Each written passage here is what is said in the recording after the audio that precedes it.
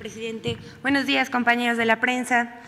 El combate a la corrupción es el sello distintivo de la cuarta transformación de la vida pública del país.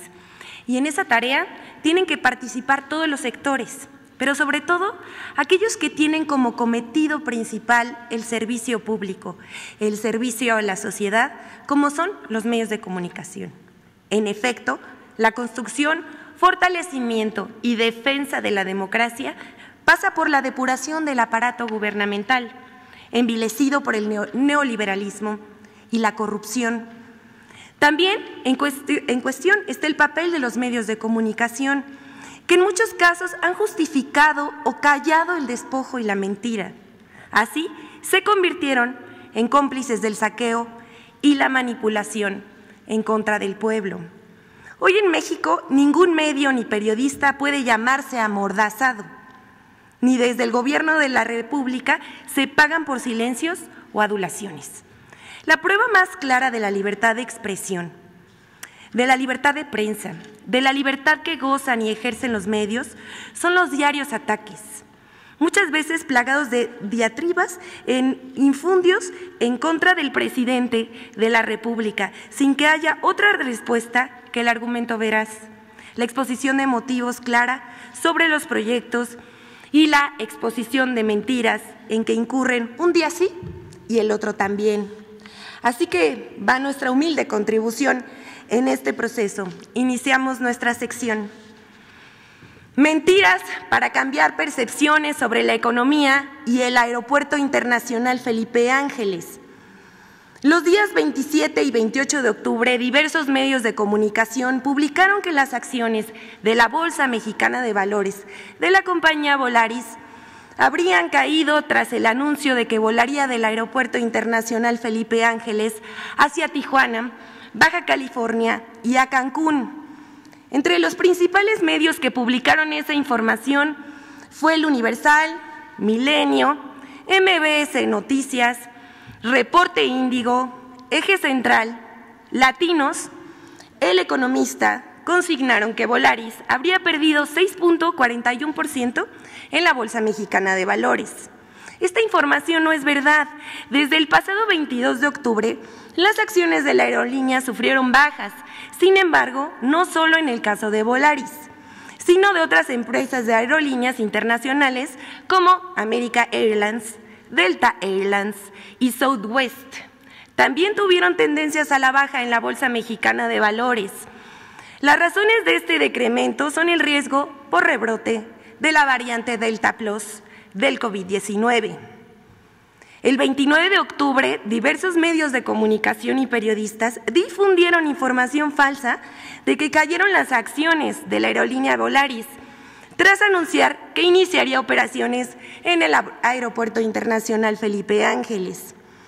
Los datos fueron utilizados de manera engañosa por la coincidencia entre el anuncio de Volaris de que operaría en el Aeropuerto Felipe Ángeles y la tendencia de la industria por COVID-19. El director general de Volaris, Enrique Beltranena, desmintió la información y detalló que después de un amplio análisis concluyó que será viable y más barato volar por el Aeropuerto Felipe Ángeles.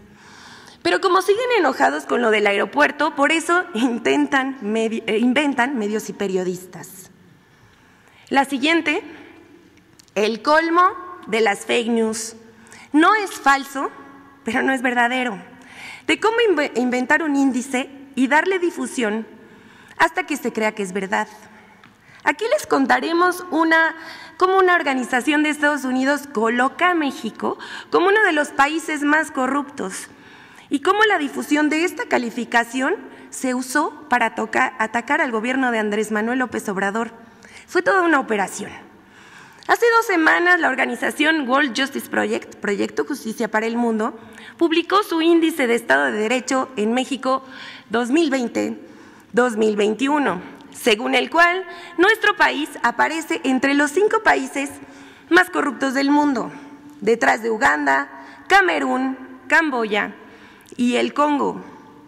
El informe coloca a México en el lugar 135 de 139 países evaluados. En América Latina y el Caribe, México aparece en el último lugar. Y desde ese momento no pararon en difundir en medios y en redes sociales, repitiendo el dato de la corrupción a la menor provocación, citando a comentaristas, conductores, analistas, académicos, periodistas y opositores. Pero ¿de dónde salió este índice multicitado? ¿Cómo se elaboró y quién lo financió? El Índice de Estado de Derecho en México se elabora desde hace 3 años, casualmente, al mismo tiempo que López Obrador llegó a la presidencia de la República. En 2018, el World Justice Project evaluó a 133 países y colocó a México en el lugar 92.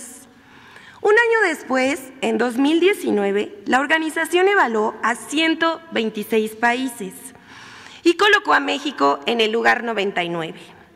Y en 2020 pasó al lugar 113 de 139 en el índice general. Primero comentamos el dato más escandaloso. México cayó 9 lugares. Al respecto, los lugares de México han variado porque cada año se incorporan nuevos países al estudio. Para 2020, el World Justice Project incluyó 13 países nuevos, casi los mismos lugares que México se movió en la lista. Así que ese dato tan celebrado no es digno de ser tomado en cuenta. En segundo lugar, el índice no es un estudio exhaustivo, es el resultado de la consulta a un pequeño grupo de analistas, empresarios, organizaciones patronales, académicos, organizaciones no gubernamentales, que en casi todos tienen animadversión hacia el gobierno del presidente Andrés Manuel López Obrador. Aquí vemos a los colaboradores. Por ejemplo, hay gente de Coparmex, Transparencia Mexicana, el IMCO, México Evalúa, la Universidad Anáhuac, la Escuela Libre de Derecho, Cinépolis y Proyecto México Posible, entre otros.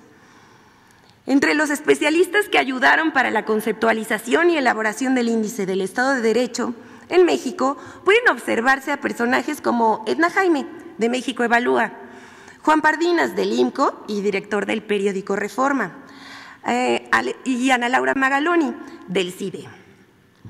El Índice de Estado de Derecho en México es patrocinado por el World Justice Project, organización estadounidense fundada en 2006 por el abogado y empresario William Holrick, que durante casi 25 años fue el principal asesor legal de la compañía Microsoft en diversas polémicas mundiales. La World Justice Project, que tiene oficinas en Washington, Seattle, Singapur y México, se presenta como una organización sin fines de lucro y cuenta con el apoyo de 21 aliados estratégicos.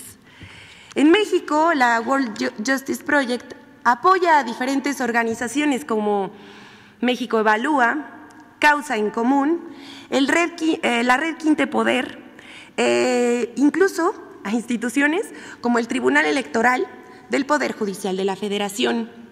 Así, el estudio de opinión, que coloca a México como uno de los 5 países más corruptos, está financiado por una organización estadounidense y los especialistas consultados son esencialmente opositores del gobierno.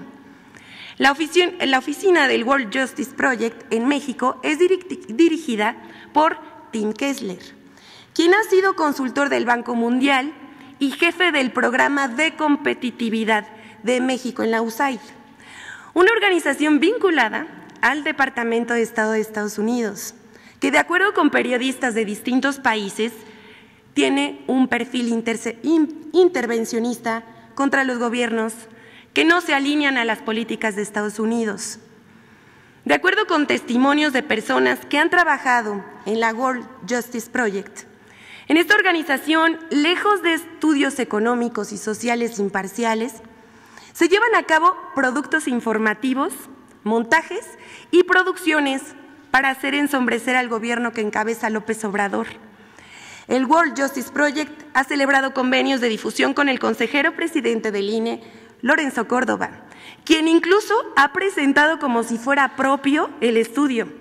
El Índice del Estado de Derecho, World Justice Project, también tiene acuerdos con gobernadores opositores como Diego Sinué Rodríguez de Guanajuato. Mediante una compleja red de colaboraciones con diferentes personajes de la vida pública, el World Justice Project ha logrado abrir espacios para encabezar foros, conversatorios y mesas de análisis para difundir la idea de que México es un Estado fallido. Al observar el directorio del World Justice Project en México, se puede constatar que sus principales investigadores no son reporteros, periodistas ni académicos destacados, sino productores y directores de cine. El abogado del ITAM, Roberto Hernández, director del documental Presunto Culpable, es el investigador senior de la World Justice Project y representando a la organización estadounidense suele ofrecer conferencias al lado del empresario Gustavo de Hoyos, expresidente de la Coparmex, para difundir el trabajo de esta asociación. Isa Guerra, directora de producción de la World Justice Project, carece de experiencia en temas de corrupción, rendición de cuentas, pero por otra parte ha sido destacada productora en películas y series taquilleras como Cantinflas, Club de Cuervos y No Manches Frida. Como puede constatarse, detrás del Índice del Estado de Derecho en México 2021 están organizaciones y personajes que militan contra López Obrador. Quienes han difundido este informe son medios y periodistas y políticos como Claudio X González, Felipe Calderón, entre otros. Les vamos a dejar aquí las notas y los tweets que difundieron. Este índice, así se construyen los golpes mediáticos contra el gobierno de la 4T, con la idea de manchar poco a poco el prestigio del gobierno con información falsa. Pero ya la gente no se deja llevar por esas informaciones. Hasta aquí la sección de hoy. Muchas gracias.